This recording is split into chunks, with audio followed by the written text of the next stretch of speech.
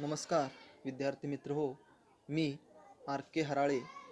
विषय मराठी, युवक भारती, इयत्ता 12वी. घटक व्याकरण, उपघटक प्रयोग. विद्यार्थी मित्र हो, मागील काही भागामध्ये आपण प्रयोग म्हणजे काय, त्याचबरोबर प्रयोगाचे किती प्रकार आहेत, तसेच त्या प्रयोगाची कोणकोणती वैशिष्ट्ये आहेत, तसेच तो प्रयोग कसा ओळखायचा हे आपण उदाहरणांच्या सहाय्याने अभ्यासलेलं आहे.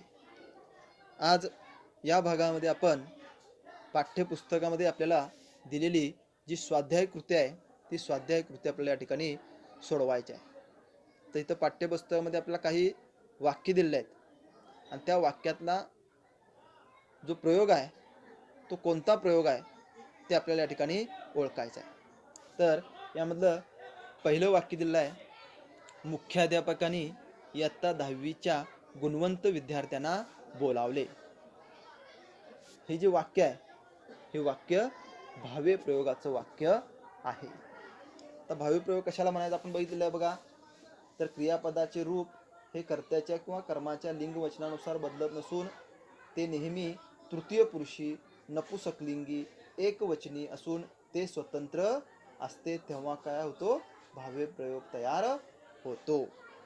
त्याचबरोबर भावे प्रयोगाचे आपण काय केले होते, वैशिष्ट्ये पाहिलेली होती बघा. त्यामध्ये पहिले वैशिष्ट्य होतं, कर्ता सामान्यतः काय असतो, तृतीय विभक्तीमध्ये असतो. त्याचबरोबर कर्म असल्यास द्वितीय विभक्तीमध्ये असते. आता ह्यामधला जो कर्ता आहे बघा, तो जो कर्ता आहे तो कर्ता तृतीय विभक्तीमधला आहे. कारण बघा इथं तृतीय विभक्तीमध्ये बघा एक वचनी प्रत्यय जो आहे तो एक वचनी प्रत्यय काय असतं, ने एशी, आणि अनेक वचनी प्रत्यय नि शी इही.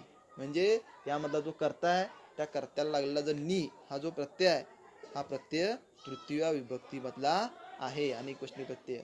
त्यामुळं हे जे वाक्य आहे हे वाक्य भावे प्रयोगामधलं वाक्य आहे.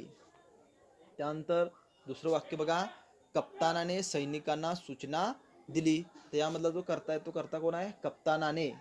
म्हणजे हा जो कर्ता आहे हा कर्ता सुद्धा काय आहे, तृतीय विभक्तीमध्ये आहे. त्यामुळं या कर्त्याला काय ने हा प्रत्यय लागलेला आहे, तृतीय मधला ने हा प्रत्यय लागलेला आहे. त्यामुळे हे जे वाक्य आहे हे वाक्य सुद्धा भावे प्रयोगाचं वाक्य आहे. त्यानंतर तिसरं बघा, मुले प्रदर्शनातील चित्रे पाहतात. मुले प्रदर्शनातील चित्रे पाहतात.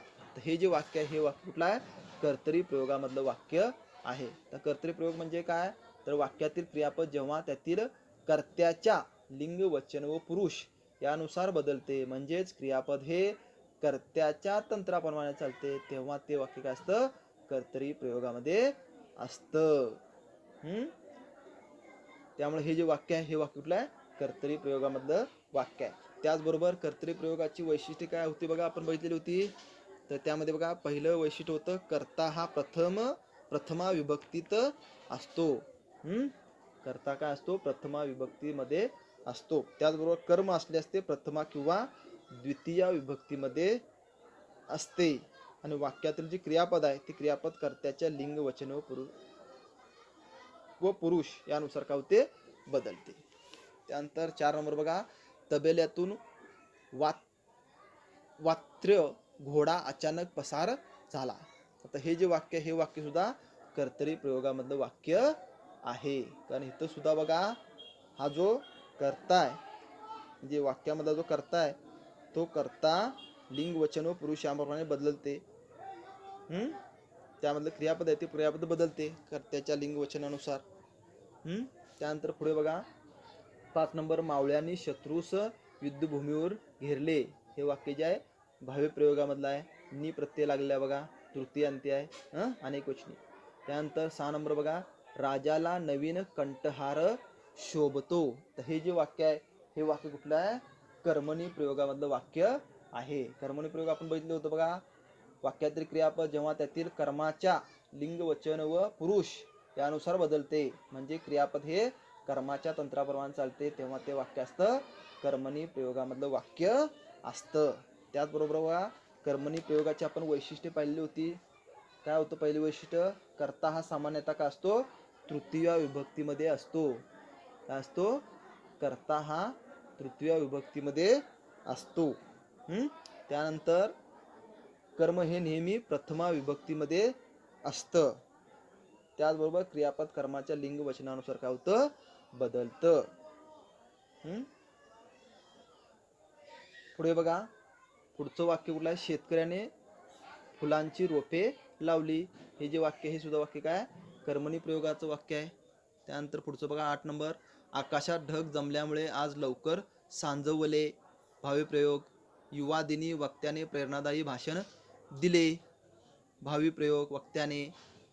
त्यानंतर पुढचं 10 नंबर, आपली पाठ्यपुस्तके संस्काराच्या खाणी असतात. कर्मणी प्रयोग.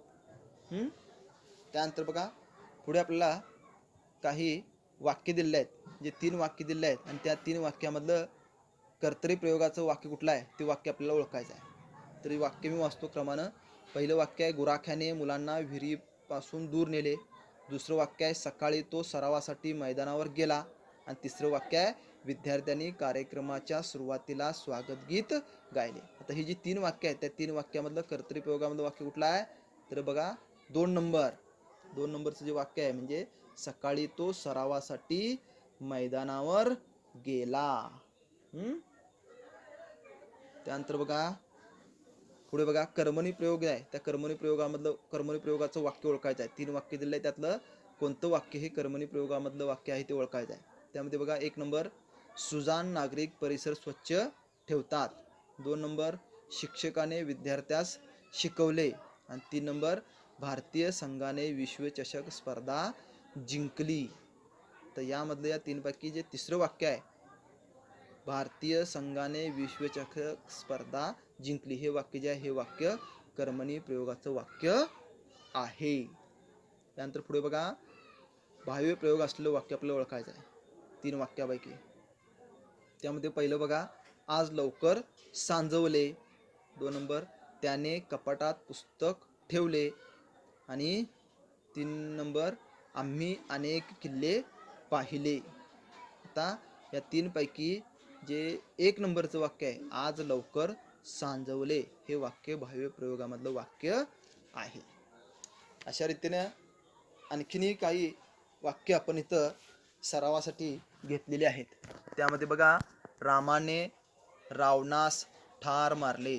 रामाने रावणास ठार मारले, हे जे वाक्य, हे वाक्य कुठल्या प्रयोगाचं वाक्य आहे, भावे प्रयोगाचं वाक्य आहे. त्यानंतर बघा, पोपट पेरू खातो. पोपट पेरू खातो, हे जे वाक्य, हे वाक्य कर्तरी प्रयोगाचं वाक्य आहे. त्यानंतर सविता अभ्यास करते, हे वाक्य आहे, हे वाक्य सुद्धा कर्तरी प्रयोगामधलं वाक्य आहे. त्यानंतर मुलाने आंबा खाल्ला. मुलाने आंबा खाल्ला, हे जे वाक्य, हे वाक्य कर्मणी प्रयोगाचं वाक्य आहे. त्यानंतर पुढचं वाक्य बघा, पोलिसांनी चोरास मारले. हे जे वाक्य आहे, हे वाक्य कुठल्या प्रयोगाचं वाक्य आहे, भावे प्रयोगाचं वाक्य आहे. त्यानंतर पुढचं वाक्य बघा, डॉक्टरांनी मला बरे केले. तर हे जे वाक्य आहे, हे वाक्य भावे प्रयोगामधलं वाक्य आहे. त्यानंतर बघा, निलेश शाळेत जातो. तर हे वाक्य जे आहे, हे वाक्य कुठलं आहे, कर्तरी प्रयोगामधलं वाक्य आहे.